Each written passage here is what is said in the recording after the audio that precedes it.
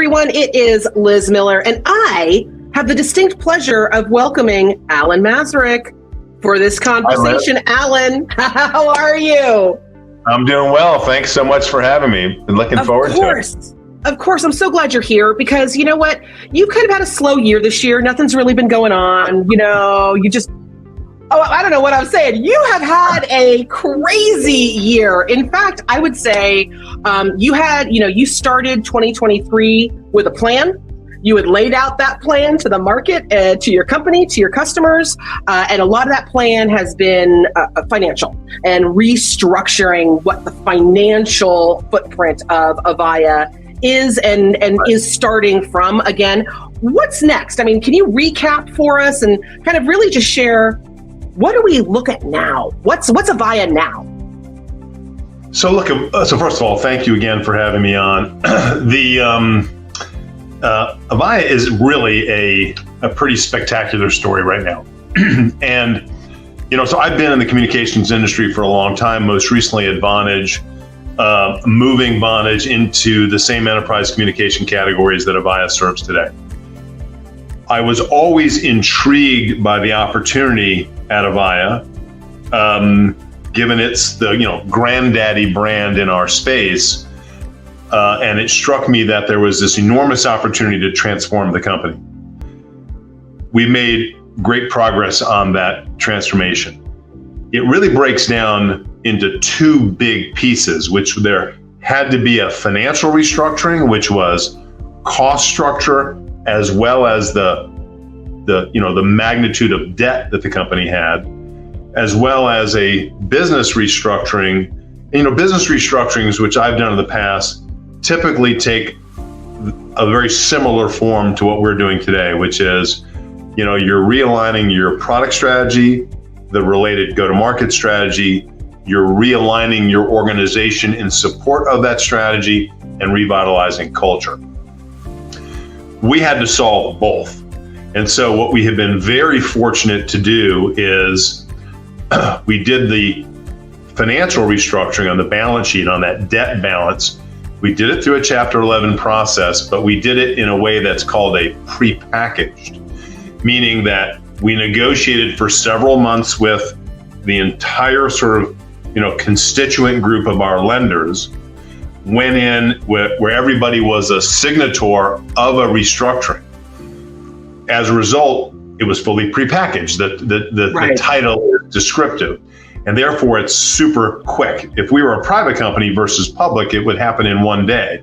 Ours happened in, several weeks, but we're already out of it and fully emerged a dramatically different balance sheet. And the way I like to summarize it is, we went from a position of financial frailty to genuine financial strength.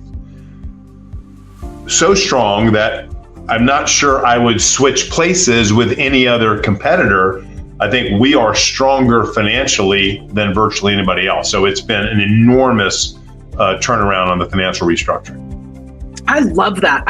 But you mentioned something that I think is so critical, is that the financial came first. The culture has to come next, right? And that's a huge undertaking, because that really is about recentering and refocusing, the fabric of a brand, right? So let's talk a little bit about that. When it comes to what you think of for your customers, for your products, for your partners, for the market, what does Avaya, the brand, the culture, the promise, what does that look like moving forward? Like, if it's a chapter that's closed on the financial, right, what are we looking at culture moving forward?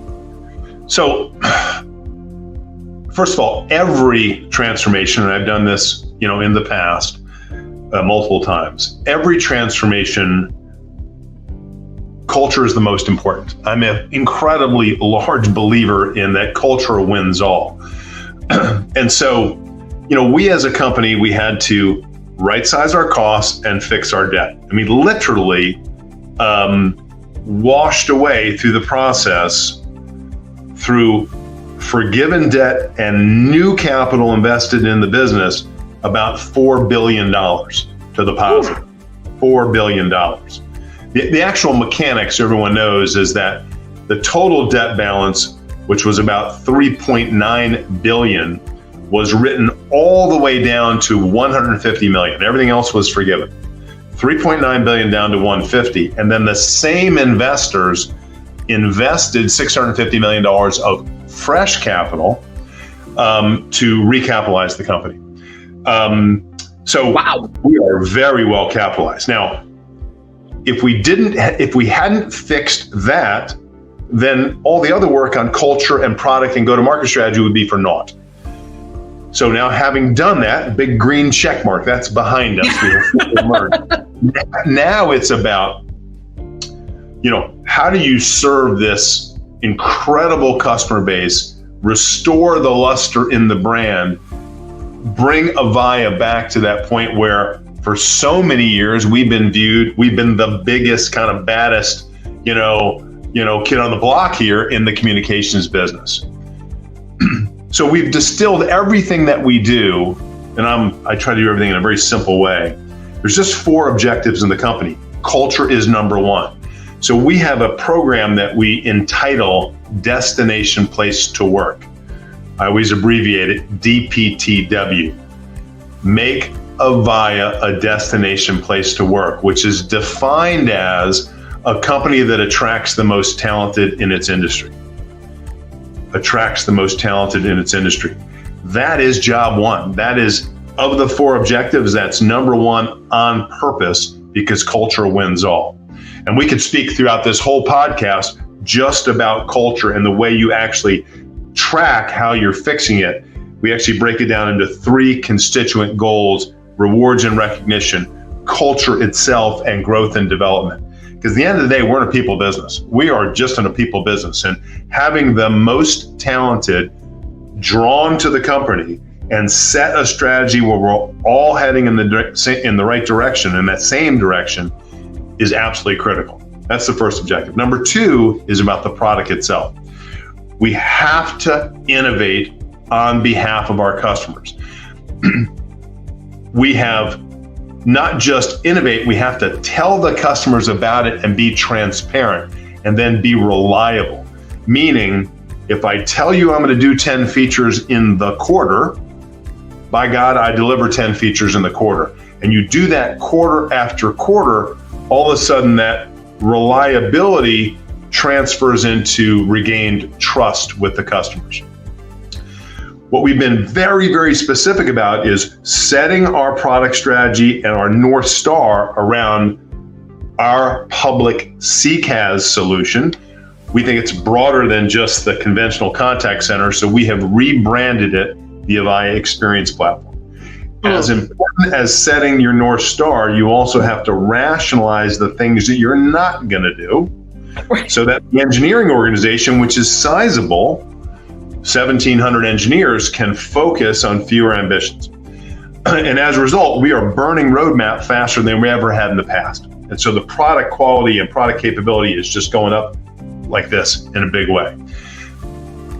But I can't just, wait till it comes out the back end of the sausage making machine. You got to be transparent about it. And so going all the way back to November, and I just started 1st of August, we started publishing roadmaps, which is very unique, and then telling our whole stakeholder community what's coming, and then republishing as we deliver it. And our reliability has been very high, and you're starting to see, customers recognizing that and saying, my goodness, Avaya is bringing them the innovation that they need. We have created a strategy we refer to as innovation without disruption. That's super, super important. So think about, we have this enormous base of customers. Thousands of them are among the largest communication deployments in the world. Yep. Now, these customers typically are on some level of cloud journey, but my goodness, they're not ready to pop all the way to multi-tenanted cloud tomorrow because it's just too disruptive. And think about, they have our systems, that very mature voice-based contact center or UC solution that's super featured, fully featured, very mature, kind of battle tested, that's been bespoke throughout their environment. They do not want to rip that out because if you're a small company, it's a pain to rip stuff out, but it's not that big a deal. If you're a big company with thousands of agents, it's fundamental business risk. At the same time, you want more than just a voice contact center. You want chat, social, digital, you want AI capabilities. So the notion is bringing that functionality, bringing that innovation to our customers without forcing them to disrupt, forcing them to rip out the voice plumbing so they can gradually move to the cloud at their pace. And so the brand reinvigoration is that Avaya is about choose your journey. We will support you on your journey, whether you're prem, you can stay as prem, or you want to move gradually to the cloud, adding chat, social, digital, a channel at a time. Whether you want to move infrastructure to the cloud, I want to move away from a data center and put it as a single dedicated instance in our hyperscaler relationship, which is with Microsoft Azure, or move all the way to the public cloud. Any step along the way, Avaya is here to support your choice, Mrs. Customer, in your journey. So that's the objective number 2. When you go to 3, It's about being a customer delight company. The mega trend we're playing in is the world's going towards CX. Everything's about CX. The smarter communication companies, in my view, realize that. They don't think of themselves as a modality. They think of themselves as an outcome. And that's in the customer experience space. We're selling the promise of Avaya is the underlying technology that a business can use to therefore generate a superior customer experience with their downstream customer. That's the promise. Well, we have to be a fabulous customer service company, but think how cognitively dissonant that would be. Right. We're focused like a laser beam on being that customer delight company. And then finally, it's about being accountable to one another, to our customers, and to our results. My own experience, having done this many times before, if you do 1, 2, and 3 well, number 4 takes care of itself. Yeah, I love it. And I think that's so important because, I think that, your customers had to trust that everything you were saying about that first part, the financial part, was accurate, was true, that you were still hitting those roadmaps. You got there, not only did you get your company through it, you got them through it. And I think that speaks a load about the team and the team that you have being willing to answer the hard questions, to be there for the tough conversations, and to see everyone through. So I think those 4 goals, I think those are really solid. We have tried, from the very first day, we have tried to be as open and transparent as absolutely possible. Look, we knew that we had, that financial noise that got weaponized against us by everybody. Right. It was sort of, it was too easy. It was almost knee jerky to sort of, vote, to bet against Avaya. Right. And, absent a positive message, negative can leach in. And we certainly gave, the opposition, if you will, plenty of reasons for negativity, and we scared our customers. So we worked really, really hard to, completely restore financial credibility and financial health. That is done. And again, there's nobody's balance sheet I'd change places with. But the same token is, and this work happened in parallel, not sequentially. So while working on the financial reset, we've been working on that product and go-to-market and organizational alignment and cultural reset right from the first day. And then we've gone out and just communicated as often as we can to share the message as transparently, as openly, as honestly as we can. Our customers and our partners have been enormously supportive. Your people have been supportive. Your teams have been supportive. It's been amazing. And it's interesting. We came through there. We emerged from the bankruptcy, and so we did an Avaya Employee Appreciation Day on the Friday before Memorial Day, which was wonderful. And then we had everybody globally, take pictures and post, hashtag Avaya, awesome. Pictures of what they did on that day off. Because again, it's been a tough year, but credit to this team, and credit to, our partners and our customers, and we're getting through this in brilliant fashion, I think. And so all that FUD, the half-life on that stuff is quick. It's already going away. It's already going away. You know what? Someone else. There will be another car wreck somewhere that everyone's going to stop and go look at, right, Alan? Just keep driving. Just keep driving. And I think that's going to be the important thing for your customers, partners, and especially your employees. You want to keep those awesome people. I love that destination to work concept. I love it. Yeah. Listen, speaking of headlines, hey, Alan, have you heard of this little thing called AI? I don't know if you've heard any buzz about it. Like, a lot of people are talking about it. It's like the brand new thing, but it's not brand new. So I want to dig into that a little bit with you, because I've known that Avaya has had various, whether it's ML or AI, machine learning, augmented, artificial, whatever you want to call it, intelligence, running across the communications platform and for quite some time. So this is not new for Avaya, but maybe you can share a little bit about where you guys sit in this big new conversation around AI. I know that in January you had some exciting announcements around Agent Assist and where some other new AI capabilities were coming into the platform. But where are you seeing kind of contact center, employee experience, your customers get really excited about what Avaya is doing with AI? So, first of all, it is very exciting what's going on. And I think that that AI, which again, Liz, does extend beyond, obviously generative AI has gotten enormous amounts of press lately, but whether it's ML or NLU and everything else that has been around for a long time. I think but AI, you sort of think about it in aggregate, is going to have a dramatic, it already has, impact positively in the customer experience world. I also think it is a huge re-leveler of the playing field. This is what I mean by this, which is, look, Avaya has been the leader in the world in premise architected solutions for many, many years.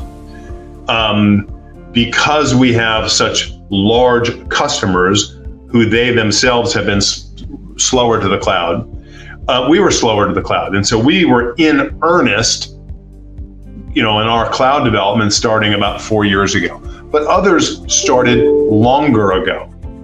And that's again because SMBs went to the cloud much more quickly.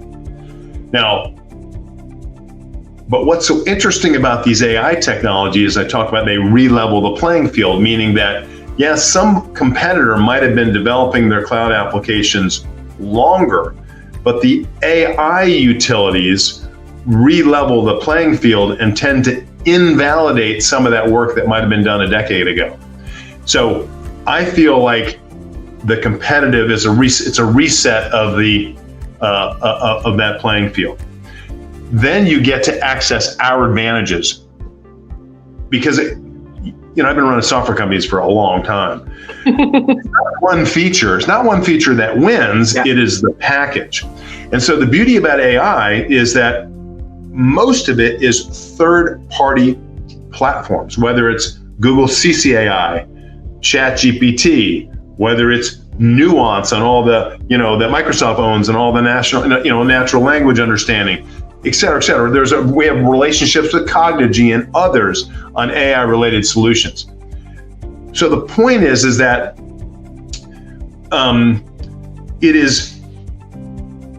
it's fundamentally changing the customer experience world. We vendors, because it's third-party solutions, are incorporating it. It's becoming table stakes overnight. Yeah. So then you go back to the package. Then you go back to the winning package, which is you go to a customer and you say, I have the right software, I've got the right support, I've got proprietary hardware for you, I've got the professional services that can help you with your cloud migration, and you're an existing base customer where you're loath to rip out that voice plumbing and expose yourself to that disruption. Why would you want to do that? At the same time, all the innovation comes over the top, whether it's AI or it's social or it's digital. So you have the opportunity as a customer to sort of play in a hybrid role, getting all the innovation without the disruption, being able to progress on your path to the cloud. Remember, choose your journey, we'll support you, at the pace that works for you as a customer. Compare that to competitors who have said, we're going to de-emphasize prem, we're not going to support single instance, and we're going to force everybody to public, multi-tenancy. Again, if your base is SMB, I get that. But our base is these massive deployments in huge enterprises and governmental agencies throughout the world. It is a different proposition, and supporting them on their journey is really, really important. And we've road tested this 1,000 times with customers and partners globally, and it really, really resonates. And again, we can do it uniquely. And again, and are you finding that they're also on that same journey with AI? Because I think that's a really important point, right? That you're on this kind of cloud journey, almost like the where your foundation, where your architecture, where your stuff is, right? Like to say it crudely. But AI, yes, being over the top. I mean, I keep hearing from a lot of customers, like, I don't want this avalanche of AI things now in my agent space, in my customer space. I want to be able to place it intentionally, thoughtfully, so that it fundamentally changes either my customer's experience or my employees' experience. There has to be an outcome-based reason. We're not going to do this because it's cool, and we're not going to do it without guardrails. We're not going to do it without trust. Are you hearing that same kind of attitude? Are you hearing that same kind of desire from you? Because you're right. You're dealing with the biggest brands out there. They're not just going to be like, sure, let's replace all our agents with ChatGPT. Like, that's not going to happen. Customer experience relies on employee experience.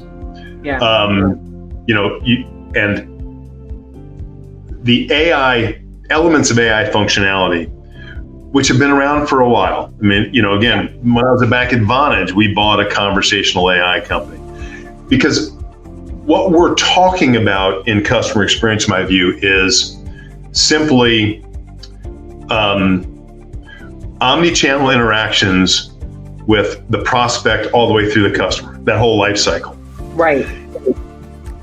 Then being able to store that in a retrievable, actionable fashion so that it's better for the employee and better for the downstream customer. So let me just put a finer point on that. Every company goes through the similar motion that their BDRs go outbound to prospects. They turn some of the prospects into qualified opportunities. The salespeople turn some of the opportunities into customers. Customers come inbound in the traditional inbound contact center motion, and then account management or customer success goes outbound for upgrade, renewal, enablement, and such. All of those interactions are omni-channel now. And the way to think about it is just a data feed. So whether it's voice, where again, you use NLU to then transcribe voice with metadata so that it's something that's actionable, or it starts in a digital channel, web, email, chat, social, what have you.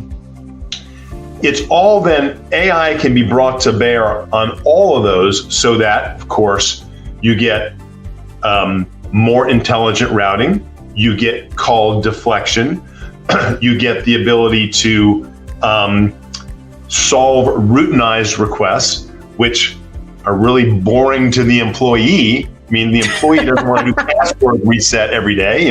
They want to deal with kind of core issues. And so you're making it a better experience ultimately for both the customer and the employee. And look, the reason I'm so juiced about this whole thing is the adage that we are in the customer experience economy. Brands need to differentiate based on customer experience.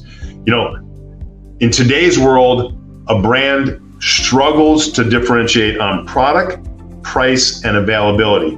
Because in the internet, you can kind of find a similar product and you can make discovery and get it delivered tomorrow. So why does your brand win versus the down the street brand? It's the customer experience. That's the holy grail. And so that's when I talk about the smarter communication companies are thinking about this from an outcome point of view around customer experience. And by the way, look at where everybody else, look at Microsoft is doing. Go all the way back. You start from where you start from. They start in productivity. They go from, go back to Office and 365 and Lync and Skype for Business, now Teams and Dynamics. It's heading to the same place. look at Salesforce is doing on the CRM side. Again, start with CRM, but they've added communications all heading to the same place. You have this huge TAM around customer experience, which is going to be like $40 billion by the end of the decade. That is the holy grail. And so what I think is so cool, the whole thesis why I'm here is, how do you take this extraordinary market share that Avaya has, this iconic brand, being the number one market share player in UC and CC, realizing the mega trend and where it's going around CX, how do you play those assets into that opportunity? That's exactly what we're doing. Now we've invested with this balance sheet that lets us go on offense. That's the play. I love it. I love it.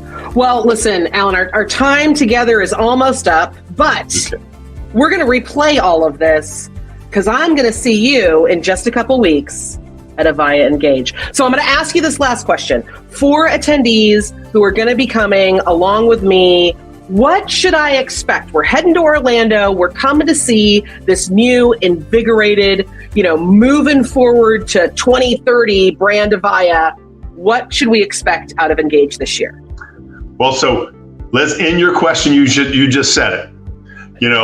In the sense that the new reinvigorated Avaya. But at the same token, what you're going to see is, 2,000-3,000 of your closest friends. It's going to be the biggest engagement ever. All right.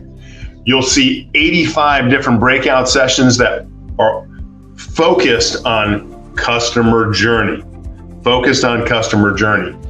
And what I hope at the end of the day, you're going to walk away and say, wow, man, that company is back big time. And the other thing is, I hope you go back in some of the things you learn, not just about customer journey in the CX space, but also just about, life and the world in terms of the way we've selected our speakers, that you go back and you say, man, I learned something. I learned something beyond just my industry. This was an interesting, thought-provoking time and was well worth the effort. And if we do that, I think we're going to all look back and say this was a big success. I love it. We're inviting the world to a party, and we're going to have a hell of a good one. It's going to be, let's just talk. I'm just going to call it Communication Summer Camp, and we're all going to get together, and we're just going to have a great time, and we're going to go. We're going to talk about how each of us are going to roll out our customers' experiences, and it's going to be awesome. But we're going to do it together. And we'll have a lot of fun. Well, listen, Alan, thank you so much for spending this time with me. I really appreciate it. I hope that everyone watching has gotten kind of a new insight, maybe a new window into not only what has happened, but I think more importantly, let's close the chapter on that, but let's use it as a grounding point that trust is at the epicenter of everything that you guys are rolling out. And this is really going to be an exciting year and an exciting new chapter for Avaya. So congratulations to you and the team. Thanks so much, Liz. I appreciate it. Have a great day.